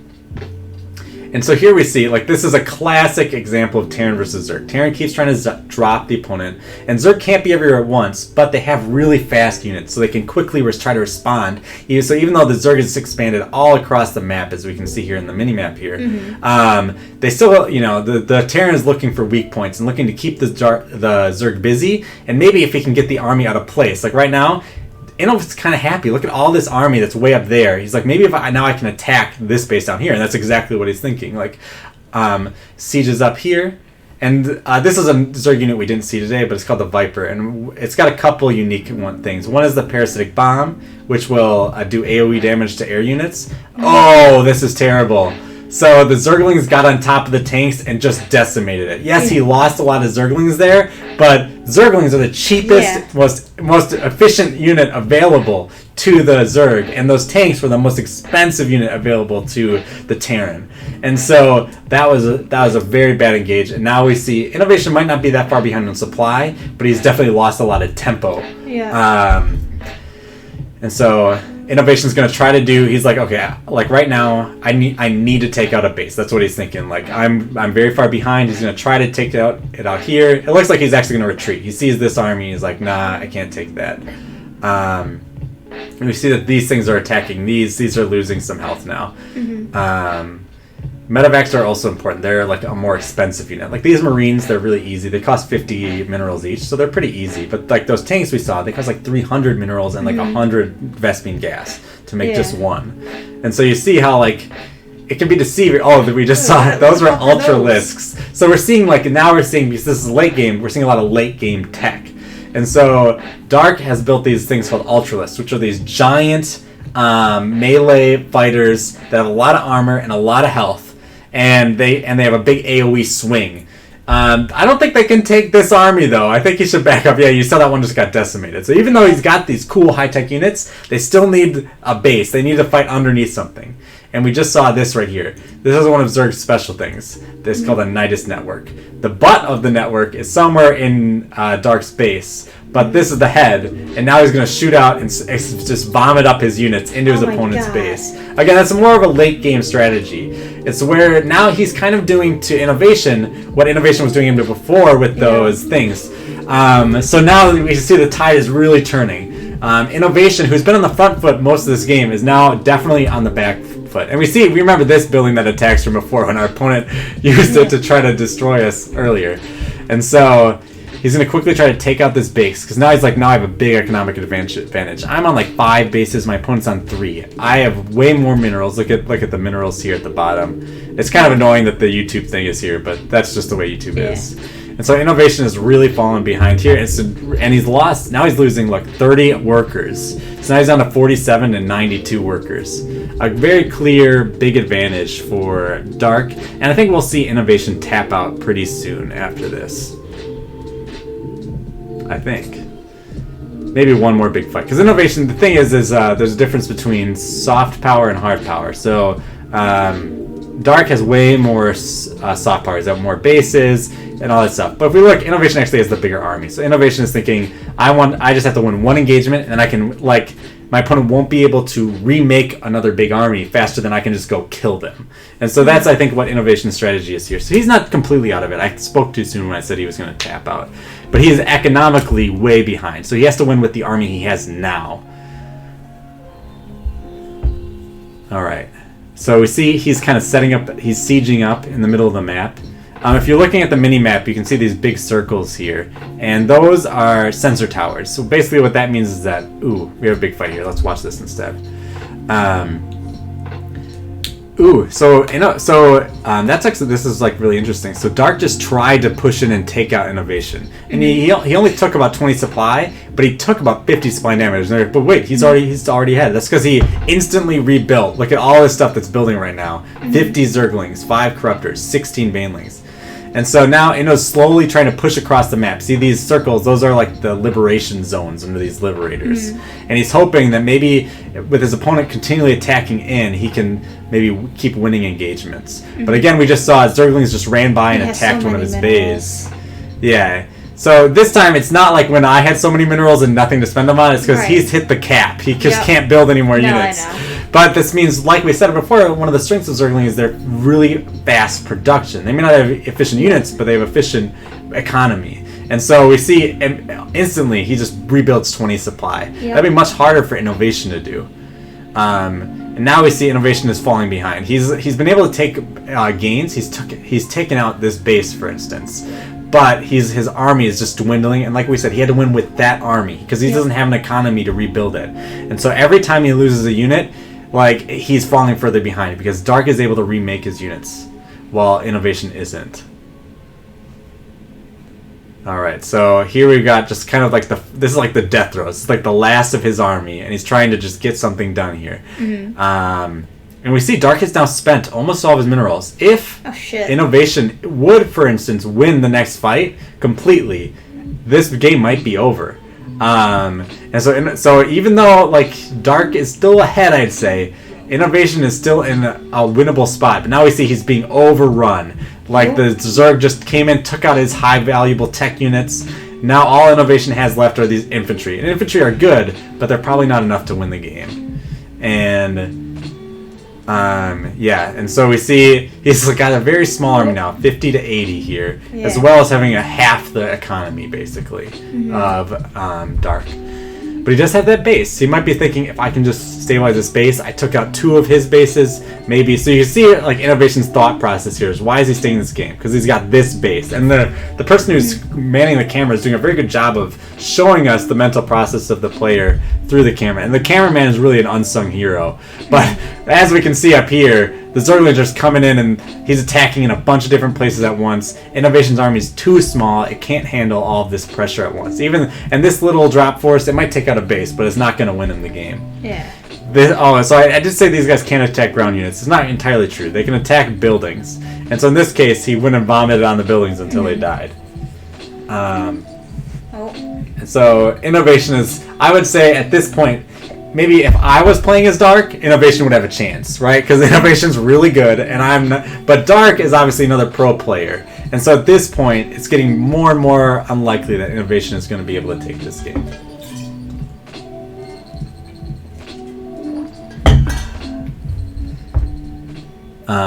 Yeah, and so like at this point, it can kind of get a little boring to cast because, like I said, it's pretty much game over.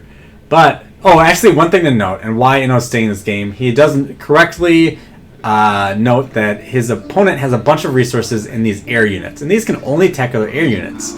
So like that, all that army supply that his opponent has in those is useless right now because he only has a ground army. Which is kind of like, it's like I'm behind, but I'm not behind. Like it's like kind of like trying to see the silver lining. And then innovation GG's and the game is over. And we have only a little bit more time. So if anyone in the chat, I see there's a couple of you there. If any of you have any questions about StarCraft II or anything, I'd love to hear it. Well, meanwhile, we'll play the next game in the series. We'll start it a little bit inside. But I'm not going to talk about it. I would like to take any questions. Any questions you have, Kelly? I'm learning. Let me think. By the way, we've been listening to the Lo-Fi Hip Hop Radio Beats to Relax and Study too. If anyone likes the music that we've been playing today, I always try to listen to something to relax me while I'm playing competitive games because they really do pump up your blood and it can be pretty wild. But yeah, you've just been exposed to StarCraft II for the first time. So maybe one question I could ask you is: do you feel like after this, not like you don't have to toot my horn or anything, but do you feel like better able to understand like how to watch this game and what the players are trying to do? Well, yeah, I learned how to like monitor the mini map a little bit better because at the beginning I was like, oh yeah, whatever, it's just so you don't get lost. I was like, no, actually, it's not. So hyper monitoring more than what you're just physically doing. It's like your resources and your opponent's resources. I paid attention to more and more throughout the stream. I would say, like, I understand strategy, just not gameplay, which is kind of the point of this. So. Yeah. Like, it's one thing to know, like, oh, yeah, this is the queen. Here are all of its special abilities. Like, we never even talked about how the queen can transfuse, which means it can heal other units. Like, do a quick, rapid heal on something. Or we never talked about, the marine, how it can stim, which is where it takes a little bit of a beef to its health, but then it does way more damage for a little bit of time. And it's like those things are really tactically important, right? But they're not really the core of what this game is about. Like the Marine could not have stim, or the Queen could not have transfuse, and it'd still be StarCraft, right? But if there were no minerals to mine, this wouldn't be StarCraft. This would be something else. I don't know what it would be, right? So are the pros able to get that economy growing faster in the beginning because there's kind of an unwritten rule not to cheese each other? I would say it's not a rule. I say a lot of pros cheese each other. In fact, last year, this guy named Amaru, he won all 3 GSLs last year. And so he won on the back of doing proxy as his main build. Like he had proxy 2 barracks, and it would be like mixing it up for him was not cheesing you. Like, you know what I mean? So he get his opponents into this psyche of I need to defend whatever my opponent's going to do, and then when he wouldn't attack, he'd be ahead as a result. It's more the reason why they're really good at the economy stuff is because they're really good at spending all their resources, and they're really good at doing it very efficiently. Because like let's say I have 50 minerals to build a worker, and I build it at the 1 minute mark, and then it goes out and it mines for 1 minute. Now, if the opponent forgot to build that worker and they build it at the 2 minute mark and it's finished and goes out and mines, well, they've already lost a whole minute of that guy working, right? And that 50 minerals has been sitting there doing nothing.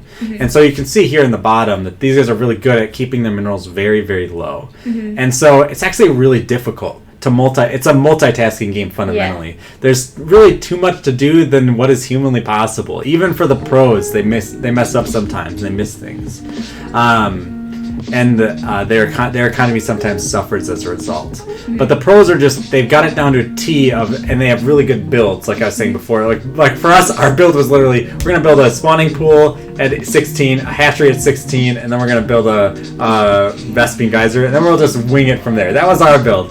these guys, especially the Terran and Protoss players, because, like I said, Zerg is more of the reactive race. Yeah. But the Terran and Protoss players, they all have like a 5, 6, 7 minute build mapped out to the T. Like, I build this at this supply or at this minute marker, and like this is what my goal is to have. So Innovation knows. Innovation, for instance, in this particular tournament was known, and he beat Maru actually right before this. He beat Maru right after this to knock him out of the tournament. And the way that he beat Maru was through this like timing push where he hits his opponent where he's got +2 attack and +2 armor at exactly like the 9-minute mark. And so like the build is mapped out for 9 minutes. He has to play immaculately, perfectly, so that he can hit his opponent with this amazing push right at that minute marker. And so the pros are just very precise in their ability to execute, and the builds in particular, but there's a lot more. There's micro as well, and we didn't talk about micro as much. So macro is all this economy stuff. Micro is your ability to like control just these guys. And remember before when I was talking about, here we'll see him micro here, he's moving, attacking, move, attack. That's like that's a little example of micro where if he just stood and attacked, he'd get a lot less value out of his units. And so micro is super important. And for instance, like 3 or 4 years ago, there's this player named Beyond, and no one would say Beyond is very good at the macro game. He's not like, he's a lot better than most people, obviously, at the economy game, but compared to the other pros, he's a step behind him. But he was so good at micro, he could just take like 1 or 2 units, attack you early on, and do massive damage. And that threw a lot of other players for a loop and made it really difficult. And he ended up winning BlizzCon that year, mostly off the back of early aggression with his amazing micro. And so there's a lot of different ways to win the game, really. So you can see that cheesing for the pros, they don't expect it as much unless they know their opponent. But then it's like, that's the guy who always cannon rushes. You're going to be ready for their cheese. And that creates like a lot of interesting storylines, as well as ways to read the game and what to expect, and ways to mind game your opponent. You see, there's a lot more going on here than just my build was better than your build. Which is part of what makes StarCraft so engaging, and what makes being able to watch like a best of 3 here. Like, if they're playing 3 games, you think, well, if Innovation's build is just better, right? You should just be able to beat Dark, right? But because the game has so many different webs and that you can shoot out in so many different directions, each and every game, it makes it so you never know what to expect fully from your opponent, because the game can really go in a lot of different directions. No one strategy is going to win, and that's, I think, probably what makes StarCraft have the staying power. Like, this game came out 9 years ago, and it still is having awesome tournaments to this day. And in fact, StarCraft 1 came out in the 90s and still has big Korean tournaments. StarCraft, and the reason why I chose to have StarCraft is just like a little plug at the end. I'm sorry if you have any questions, we can get to them in just a sec. But StarCraft 1 is often called like the first esport. And that's why I wanted to play StarCraft 2 for our first game in this series on esports. StarCraft 1 was like on like mainstream Korean like broadcast television in the 2000s. Like, that's how popular it was in Korea. And so and that was like the first instance of like televised, people playing electronic sports and stuff like that. And so here we see Dark is going to win this game because he's got these flying units that his opponent is just having trouble dealing with. He's already killed a ton of the economy. So to me, this is like the original esport, and I think it's very, very important in the history of competitive gaming is StarCraft in particular. And the reason why I think it took off is more so than other games is because it's a 1v1 game. It's a lot easier to bankroll a tournament with 32 people, rather than when you have like teams of 5, and then there's 30 teams, and suddenly each player is getting a fifth the amount, and you have to somehow have a lot more money. And so a 1v1 game, it's easier to make it if you're like among the best. But yeah, so that's StarCraft 2. Nice. Anything else? No, it was good. I like being able to watch these because it's something that my computer can't handle, so I would never get the opportunity to play or engage with it besides watching a stream. Or here. So that's StarCraft 2. Thank you guys so much for watching us. And if you have any questions, you can follow us on Serious Play on Facebook. You follow us, hit that follow button on the Twitch, and we'll be live. Probably not next Tuesday. I'm going to go get my car fixed, but the Tuesday after that, we'll definitely be around. And there's a lot of other shows on Serious Play on Mondays. your doctors and DMs in 5 minutes. If you just stick around for just a couple minutes, you'll get to see Kelly doing some awesome artwork and talking about grad school and stuff like that. Tomorrow at 12 o'clock will be the lunch zone. And as the Cat's Mustache going on Thursday? I always forget if it's Thursday or Friday, but we got Cat's Mustache Thursday or Friday, and then Sunday we've got Brunch Bosses. Yep. So a lot of different shows for you guys to enjoy. This is the one that's dedicated to esports, and we're signing out. You guys have a fantastic day.